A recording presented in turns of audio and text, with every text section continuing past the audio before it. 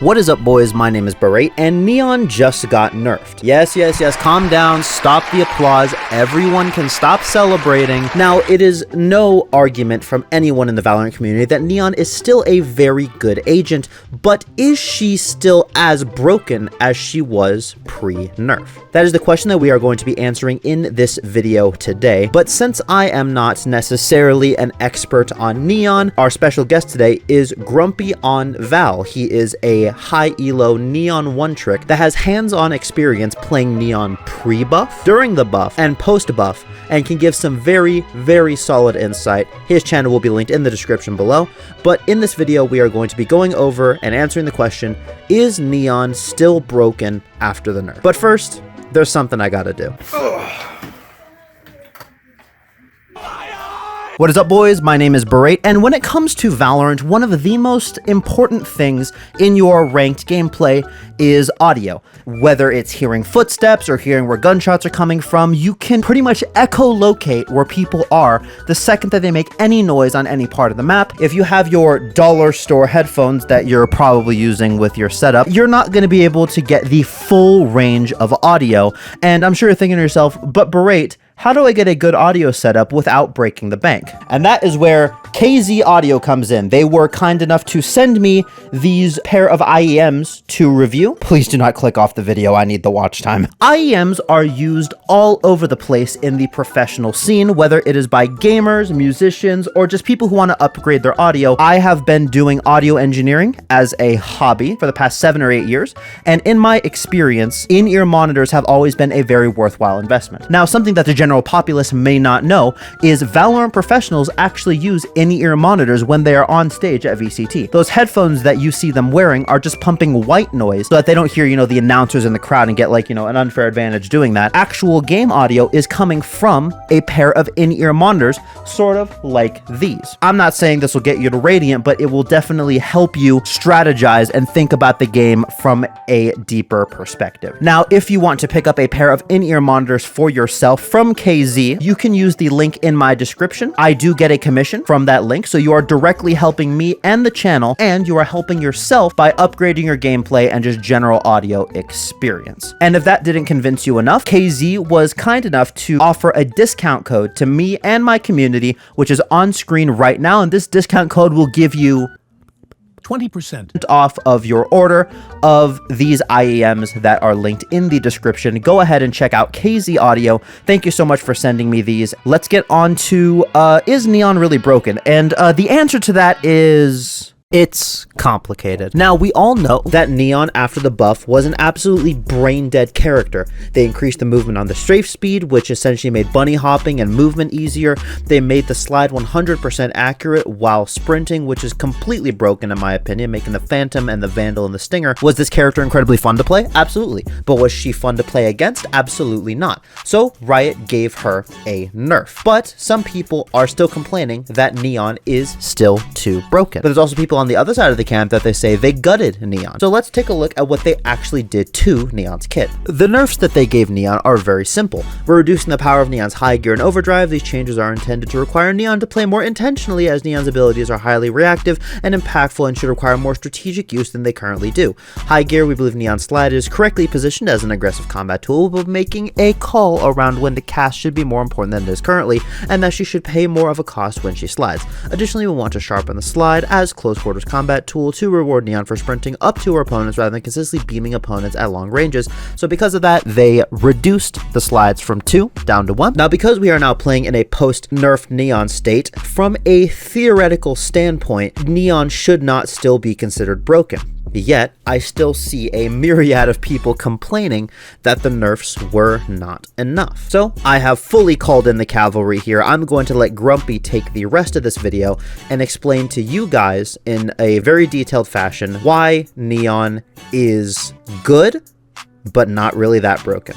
Now, fair warning, Grumpy went into very good detail in his segment of the video, which I absolutely appreciate him for, and I do truly believe that every single point that he made and every tip that he brought up is not only incredibly important and relevant, but also fully encompasses the entire idea behind the theory of why Neon is in the state that she is. So, enjoy. I will be doing very minimal editing. The way I kind of want to approach this conversation is talking about it in the form of a timeline. Pre-buff Neon, which is, let's say, Legacy Neon. Then we have post-buff Neon. And then we have post-nerf Neon. First, let's kind of get a grip of what pre-buff Neon was all about, right? What was Neon initially all about? Neon had 2 stuns, and she had 1 slide. Gotta go. A slide where you had to get around the end of a slide before you had 1 single accurate bullet, and the rest were inaccurate, right? I'm out of here. You had to slide, wait, hit the bullet, and then you get a kill. Otherwise, you should get tapped, right? Especially in high elo, where a lot of people, like, you know, if I'm trying to like slide out from this angle, a lot of people are just going to be holding, if they know you have a slide up, they're just going to be holding wide to account for your slide, right? So especially in high elo, like this slide was very hard to capitalize off of. The way I used it, and a lot of Neons used it, is I'm out of here. you either use it to reposition. Let's say this is a good angle, right? Like something like this. If you're like stuck here, Gotta go. and then you slide out versus walking out or jumping out, right? You get the point. And so that was what it was primarily used for. Or if you confuse someone by doing, I don't know, some kind of movement, whatever, right? It doesn't even have to be. A lot of Neons don't really focus on like movement tech, right? They're kind of just playing the character with a sprint. But the point is, if there was like someone in front of you and you kind of confuse their aim by jumping around, they whiff a couple shots on you, blah blah blah, and then you hit a back slide or you hit a regular slide, right? Whatever it is, their aim is already kind of offset enough to where it's harder to hit you, and therefore their flicker or their spray down or whatever they're gonna do is gonna be less successful than if they were just holding you or prepared for it, right? And even that in high elo slowly kind of got harder and harder as people got used to playing Neon. But the point is, it wasn't just a free kill. You kind of had to work for the kill on the slide. Still pretty good, but it was definitely a lot harder in comparison to post-buff Neon, right? And so what's my point with that kind of is the fact that Neon was more util-oriented pre-buff. So, you know, she had 2 stuns first of all. So a lot of her gameplay was, you know, if you see a person that's holding down, you know, I guess Icebox is not the best example for this, but like, you know, you're fighting someone here and you know there's someone that's holding this angle. You know, it was the core gameplay loop was just boom, you stun from here, boom, you stun directly, you know, and then you run down and they're full stunned and that's a free kill, right? Even then, stuns are fucking cosmetic. So, you know, you get one tapped every now and then. But whatever, the whole point is, you know, you have a stun, you can do your lineup or you can, you know, you can stun directly, you can do whatever. The enemy's stun, you get a free kill. Whatever. That's the game loop, right? And then obviously she has her wall. Like in this example is actually really good, right? You cut off this entire sight line, you're clearing properly, whatever. You pair your wall with a stun. Now you can't get swung. You're clearing this. You pair your wall with a stun in the other direction. You're stunning this entire angle. Now this is a free kill. Whatever, right? And as for her ult as well, There we go. yes, you sprint the entire time you're shooting. Yes, you're fully accurate. But this is the biggest difference between new Neon and Legacy Neon. Is her strafe speed side to side was not as fast as her forward. It used to be considerably slower, right? It used to be, I believe it used to be this speed versus this speed. And so, yes, the ult was pretty strong, I would say. Even pre-buff, right? But again, holding wide against Neon was the most broken shit you can do against this, right? Obviously, you can jiggle, peek, blah, blah, blah, but 90% of the Neons would be just wide swinging like this. I was wide swinging too, you know? So that was Legacy Neon, right? A lot more util oriented. And yes, you had your slide, but it was considerably harder compared to current Neon to hit a slide shot. So that brings us to post-buff Neon. Post-buff Neon was just the most absurd brain-dead thing I've ever seen happen in a video game, where they took this character who, by all standards, by every Neon main, you can ask Temet, you can ask CJ, you can ask Shiro, you can ask North, you can ask me, you can ask anyone you want. Neon was completely fine. Do I think stuns needs a slight rework in general? Yes, I think there needs to be some way to improve the experience of getting fucking one-tapped when you outplay someone. But I digress, whatever. It's not a big deal. That's the only thing I would have ever changed about this character, and it's not even Neon related. She was completely fine. She was not broken, she was not underpowered, she was great. Now, my theory is Neon was being played a lot less than other duelists, and so Riot said, hee hee ha ha, let's make this character the power of 2 Thanoses and 1 Galactus, and let's make her absolutely fucking disgusting, right? And that's where we introduced the whole full accuracy slide, instantly one tap everyone. That's where we introduced full speed sideways sprinting, not just in alt, just in general, right? This is full speed, same with alt. And then we decided to remove a stun and add a slide. So now you have 2 slides off rip. Now, why was this a horrible decision? Because Neon, as I said before, was previously pretty util-oriented. You kind of had to use your utility to do stuff, right? Sure, you can pop off without util, you know, you could slide, hit some crazy taps, whatever. That was possible, but that's the thing, it was just possible, and you could do it every now and then, but it wasn't what the fuck this is, right? Post-buff Neon took the character, removed her reliance on utility, gave her 2 slides that are fully accurate. What does this do? This completely eliminates any thought process on the character, and all it does is just go slide, shoot, you can't shoot back because I'm too fast. So post-buff Neon became a Call of Duty character. Before, she was not a Call of Duty character. Now, she is a Call of Duty character. And this is where the whole Neon is super broken rhetoric started coming out, right? And, you know, based on the topic of the video, is Neon actually broken? You know, whatever the title would be. But the general idea is that, yes, at this stage, she was absolutely broken. Because this character required no thinking. It required no type of game sense, no type of practice on the character. Anyone can come in, and you guys saw this with a bunch of the big streamer clips, right? That like kept popping off during this time. Anyone can come in, as long as you have good aim, you win. You just win.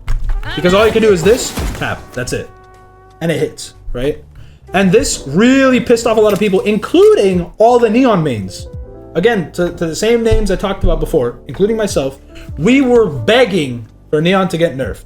Because what this did is it took Neon, did what Riot exactly wanted to do, and made her very popular. But not because she's a good character, it's because she's fucking broken and really easy to win on, right? Go. So, again, instead of the util-oriented stuff, we're just, this is Neon gameplay, right? And not only is this Neon gameplay, this is Neon gameplay the entire round. Because you have 1 slide, that's a kill.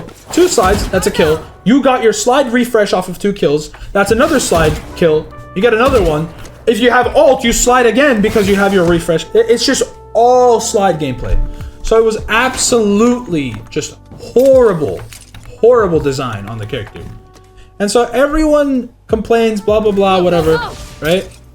And at a certain point, I mean, VCT, you get Neon players that are just doing this the entire time. Especially with the Phantom, right? Like, that shit was broken. VCT gameplay, high streamers, Irradiant lobbies, everyone, bad lobbies, mid lobbies, high lobbies, everyone was playing Neon and slide 1 tapping. So Riot says, alright, we're gonna nerf her. Cool. Now here's where the interesting parts comes in, right? Because they took Neon and they decided to probably implement the worst possible version of this nerf. They didn't bring back her util orientation. I'm out of here. She's not util oriented still, because she has 1 stun, right? Sure, you have your wall, you have this, whatever. And they removed her slide. So now you have 1 slide. When you shoot now, it's not fully accurate. It's the same as crouch shotting, right?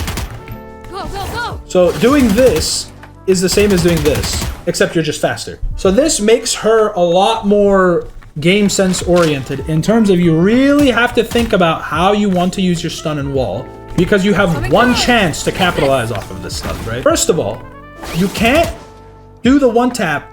I mean, holy shit, dude, even from this distance. This is insane, bro. But my point is, you can't 100% one tap someone anymore. You can still, as you can see, you can still pretty much do it. That is ridiculous, bro. Oh my god. From this distance? Dude, what was the point of this nerf thing? Oh my god. Anyway, they changed it to crouching accuracy, which the intended effect is that it won't be 100% accurate anymore. Ever since the buff, or sorry, ever since the nerf, to me, this is like 98% accurate. I've been hitting the same slide kill, like that shot, I was aiming right there. So anywhere from like, I would say, what, probably 5 meters? Or what the fuck am I saying? Anywhere from 10 meters? 10 meters is still fully accurate. It's safe to say this is fully accurate. Anywhere from, what is this? 20 meters, your accuracy starts suffering. But again, I would say this is full accurate. You're basically hitting your shot. And what is this? This is 40 meters. I'm out of here. Go. I would say this is like a 90% accuracy. So what does this result in? This results in you not only having to think about how to use your wall and how to use your stun, because you have one chance, but you also have to think about how you use your slide, because it's also one chance, right? Now, isn't the slide still broken because it's basically, I'm just going to say it's 100% accurate. Yes, it got nerfed. I'm just going to say it's still 100% accurate. Because that is annoying, right? Getting one tap by a mid-slide Neon, that is so broken. But the reason it doesn't make the character as broken anymore is that before with 2 slides, you can just throw this shit out. Not only can you use both slides on your take of the site, but you also get a refresh. So now, if they're retaking and you want to do some dumb shit, you can still do that. Bomb planted, someone's defusing, dead. You know what I mean? That's all of Neon's gameplay. Now, with only one slide, yes, it's 100% accurate. Yes, it's still broken, but Gotta go. I have one slide. Where do I want to use it? Do I want to do this wall? And do I want to slide here? Well, if I do, my slide's gone. I got 1 kill, but my slide's still gone. Oh shit. Well, now I have to clear regularly. Oh fuck. Oh, is there a guy here? Cool. Shoot. Now I have my refresh. Now, Neon is a lot more decision-based. You have to be thinking about your moves a lot more versus just brain dead sliding everywhere and killing. I'll let this recharge. Let me do the rotation point and then I'll talk about the ult. Any day now, bud. I've been spieling for 30 minutes, bro. That's crazy. As you can see, when the juice goes down, let's say I rotated from B to A. Look at how fast it recharges, right? So this is with the buff. Now, I think this was also a net positive because it kind of allowed Neon to rotate faster. And if the whole point of this character is speed, you should be able to rotate faster, right? Obviously, it's not as fast as your teleport rotate, which is kind of insane. But it's still a relatively fast rotate, so it allows you to move around the map pretty well. This is a very great change because they decided to leave this in, and now, not only do you have to think about your util, but you're also awarded the ability to rotate based on your game sense and be prepared. So I like this change. This is this is taking Neon in a positive direction in my opinion. But just this change. Everything else is dog shit. Now, the big one, the big nerf, the giga nerf, the ult time, 10 seconds. Here we go. And your ult is gone. This is insane. But I think it's healthy. I think this is a healthy change. I had a play where, let me refresh this. My ult's ready. I had a play where I pre-jump this, Here we go. kill, and I capitalize off my ult. If I don't, let me turn this on. If I don't, no one's here. Oh well, I still have ult. I'm gonna go all the way around here. Is there someone here? Bah, dead. Lurker gone. I come back here, and around here is where it starts to drain, right? And now I have to look for a kill. But by this point, I probably kill someone here and I have a refresh. Or if I kill someone in mid, I have a refresh. And so you kind of get to clear the entire team like this because you keep refreshing. Pair that with the full sprint sideways, and that's broken. The way they decided to go with this ult is now it operates kind of like a Raze ult. Why is this okay? Because now you can't just ult willy-nilly and say, oh, there's no one here. I made a bad decision to ult, but it's okay because that bad decision is not going to affect me. I'm going to go all the way around, blah, blah, blah. And I'm still going to get rewarded for my bad play by killing this guy with my ult. And I got a fast flank because of it, right? Now, again, going back to this decision making, do I ult off rip here? Maybe if you have a read, but you have to have game sense for this. You have to have the read. You have to understand that they're coming to pull this play off, right? Otherwise, it's a dumb play. There's no one here. Ah, shit, my ult's gone. Fuck. Or you save your ult. It's not a free round. You're still holding properly, whatever. And when you know someone's here, then you decide to ult and you decide to kill, whatever, right? And again, even mid-ult, this is still based on making good decisions. Because if you kill someone here, right, you have to immediately look for a reposition. Either to stay alive or to get a refresh. Because if you don't, boom, you have no ult and you're stuck, right? So your positioning is a lot more of a factor during your ult now, which I love. I would say it's a little too fast. I think 10 seconds is kind of insane. If they put it up to like a solid 15 seconds, I don't even know if it's 10 or 15 seconds, but it's very slow, very fast. If they add a solid 5 more seconds onto it, I think it'll be in a great place. So I think overall the Neon ult nerf is also pretty good. A little overkill with how short it is, but adding a solid 5 seconds to it makes it just, perfect nerf, perfect nerf. I love what they did with the ult nerf. Neon's skill ceiling was lower during the nerf, or Neon's skill ceiling was lower. Bro, what the fuck? Neon's skill ceiling was lower during the buff for movement. Gotta go. Before, you had full speed directional forward, but if you decided to side strafe, you were slow. Now, you can strafe at full speed regardless of what you do. The way you countered that in Legacy Neon was by strafing properly. If you knew your movement theory and you knew how to transition strafes properly, you could keep the full speed into a side strafe by doing rotationals. Now, any little Timmy can come in and just go, oh, side strafe, and it's full speed, right?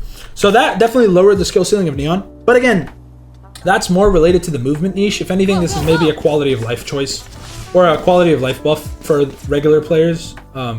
Regular players probably benefit from this a lot. It was kind of like all this did was lower the skill ceiling for movement when it first came out, but it's not a big deal. I think that really matters in the grand scheme of Neon things. So, but I did think I should touch on that a little bit. And that lowered skill ceiling is present within this patch as well because they never really nerfed the side strafes. So you can do basically whatever you want with them. You can take whatever you will from this. Yeah. Those are my thoughts. Hey you, if you made it to the end of the video, make sure to subscribe to Berate, or I will take your Valorant elo.